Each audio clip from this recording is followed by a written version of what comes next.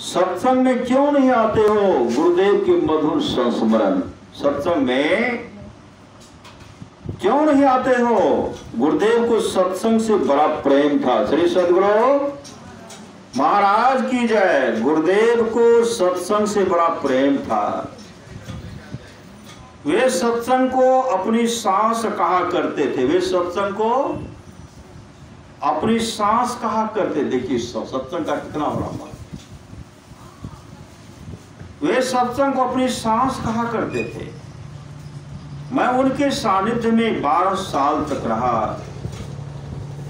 मुझे स्मरण नहीं कि उन्होंने कभी और किसी वक्त सत्संग स्तुति प्रार्थना नहीं किया हो, और स्वस्थ रहने पर भी वे सत्संग करना नहीं छोड़ते थे। यदि कभी बहुत सवेरे उन्हें कहीं बाहर जाना होता था तो वे रास्ते में ही मोटर गाड़ी में सत्संग कर लिया करते थे। प्रातः काल, अपराह्न काल और सायंकाल 1-1 घंटे तक वे सत्संग अवश्य किया करते थे। उनका कहना था कि हर कोई प्रतिदिन नियत समय पर सत्संग और ध्यानाभ्यास अवश्य करता रहे। यह जीवन में उन्नति करने का बड़ा सरल मार्ग है।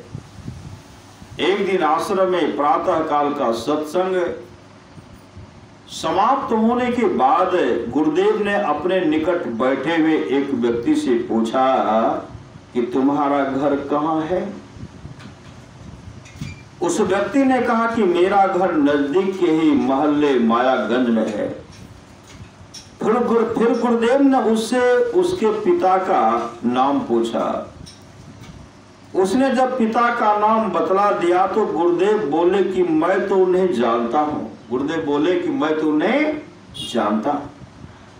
फिर बोले तुम्हारा इतना सुंदर तथा स्वस्थ शरीर है और आश्रम के पास के ही मोहल्ले में रहते हो, फिर भी सत्संग में क्यों नहीं आते हो? गुरुदेव के इस वचन का उस व्यक्ति पर गहरा प्रभाव पड़ गया। उसने हाथ जोड़ते हुए कहा कि जी हुजूर, अब आया करूंगा। सचमुच उसने गुरुदेव को दिए गए वचन का आजीवन पालन किया। श्री सद्गुरु महाराज की जय।